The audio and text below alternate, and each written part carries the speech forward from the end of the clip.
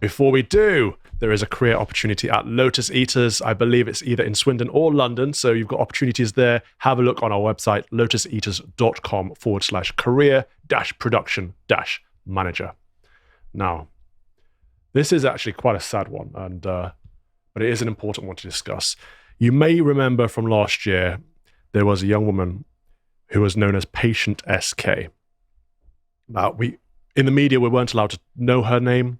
We weren't allowed to know the hospital of the story, but the story we were told was that there's a young girl, I believe we may have known her age at the time, 19, who had a serious illness. It was a rare mitochondrial disorder, and she also caught COVID.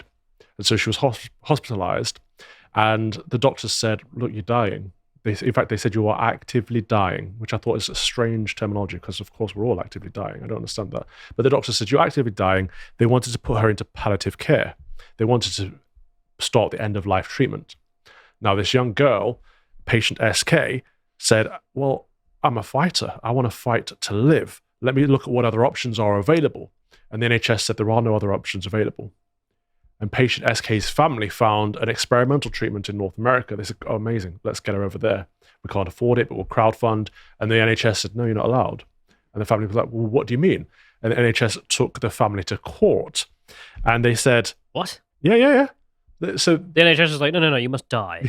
Yeah. It is our will that you must die. We have declared that you must die. It gets worse.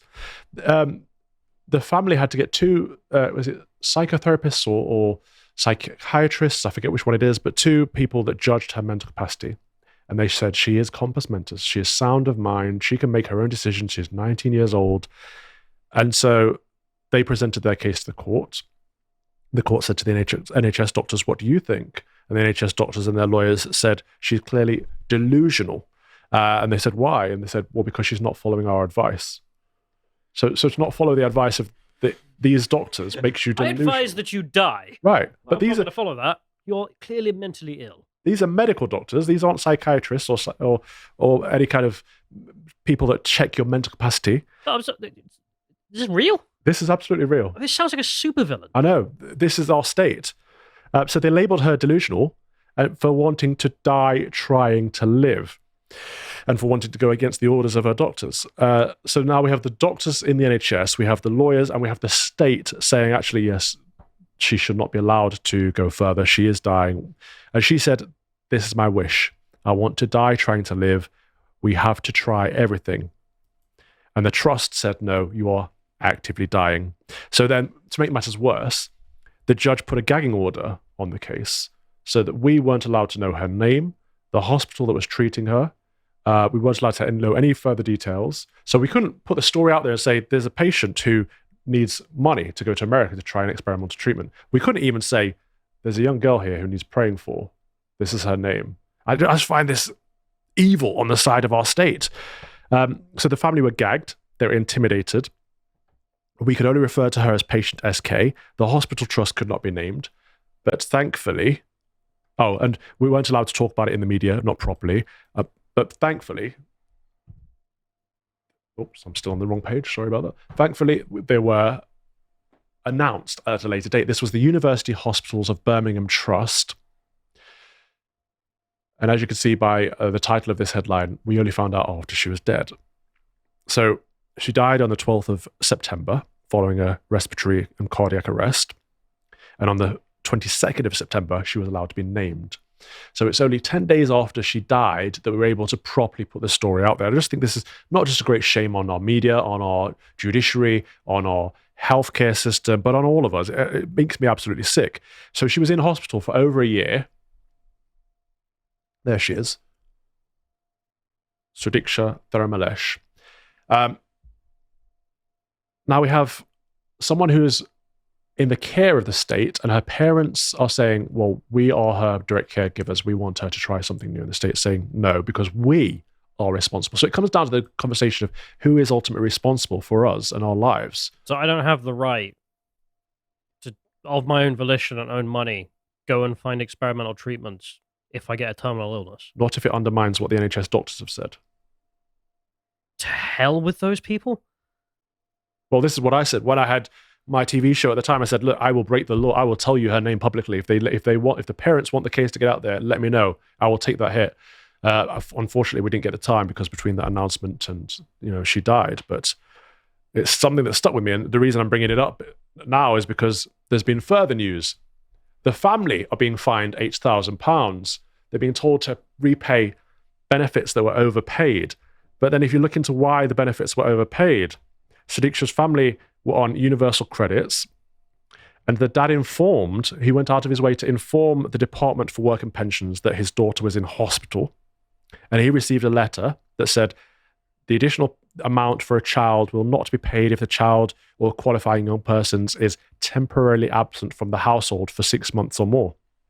Now, of course, she was in hospital for over a year. So because she was out of the household for 6 months or more, they said, well, we've overpaid you. That money that we paid you to sustain yourselves and to look after your family isn't owed to you, isn't due to you.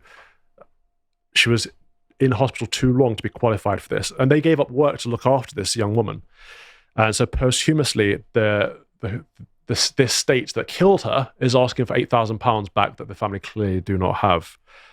Now, again, the reason I bring it up today is because right now, as we are doing this podcast, they are in court. The family is posthumously filing an appeal in the Court of Appeal to say that all of this was absolutely abhorrent, all of it was wrong, and that their lawyers are saying that it was legally impermissible for the court to dismiss the unanimous view of her psychiatric experts and to rely instead on the opinions of intensive care doctors with no expertise in mental health.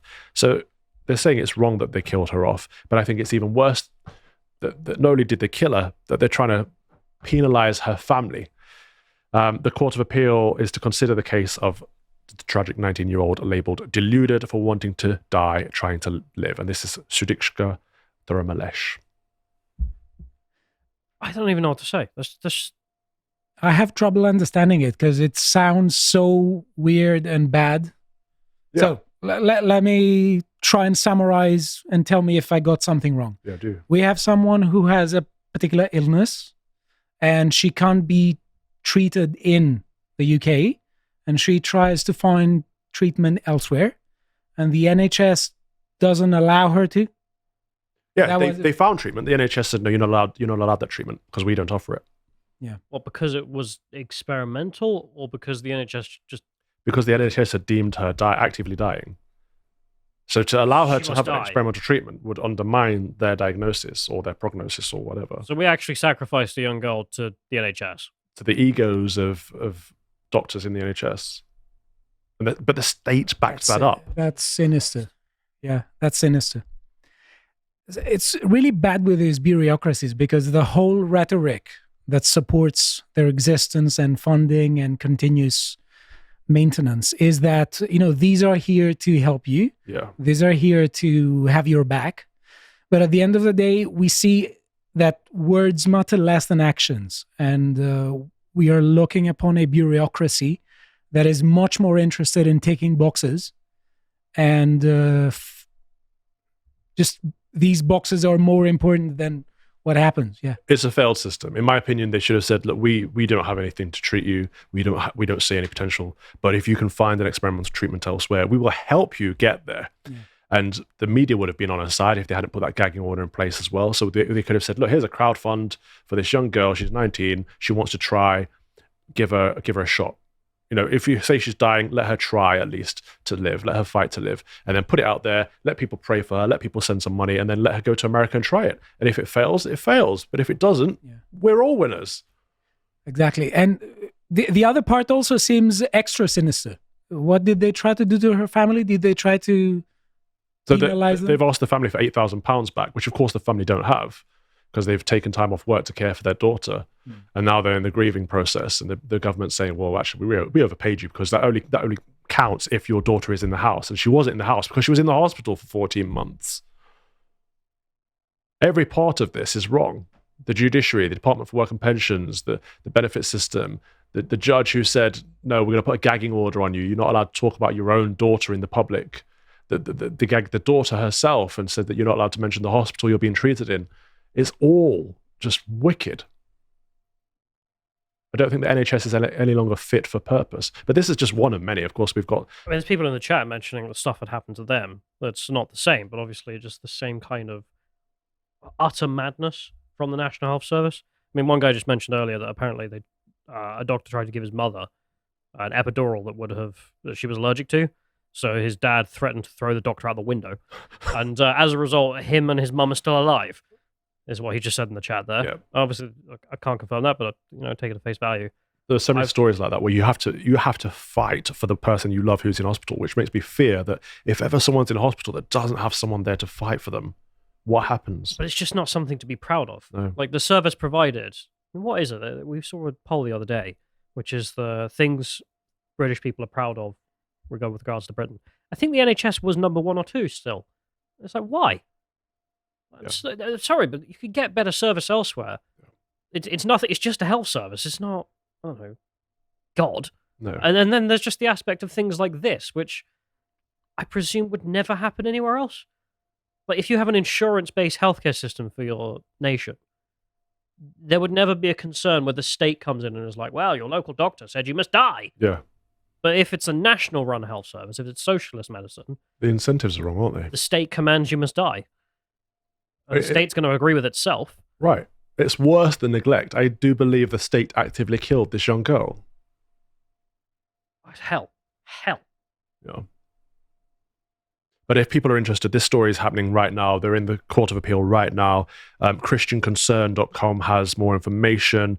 I believe the hearing started at 10 a.m. today in the Court of Appeal at the Royal Courts of Justice down at the Strand in London. What are they going to do? I mean, I know. if it gets over to, we shouldn't have killed your daughter. Whoopsies. I know. At the very least, there could be an acknowledgement of guilt, which I think would be good for the parents. But also, if they win any funds, they might be able to pay the government back the £8,000 they're trying to get out of them. Amazing. Oh, good Lord. Yeah. There's not much to say. It's just sinister. It is just sinister. Sorry to end on a downer. If you appreciated that episode from the podcast of the Lotus Eaters, you can go to lotuseaters.com to get access to all the premium content that's on the site, such as the Brokenomics series, this episode on podcasting with Carl. If you'd like to find out what else is being put out, you can follow on Twitter at lotuseaters_com on Twitter. Thank you and goodbye.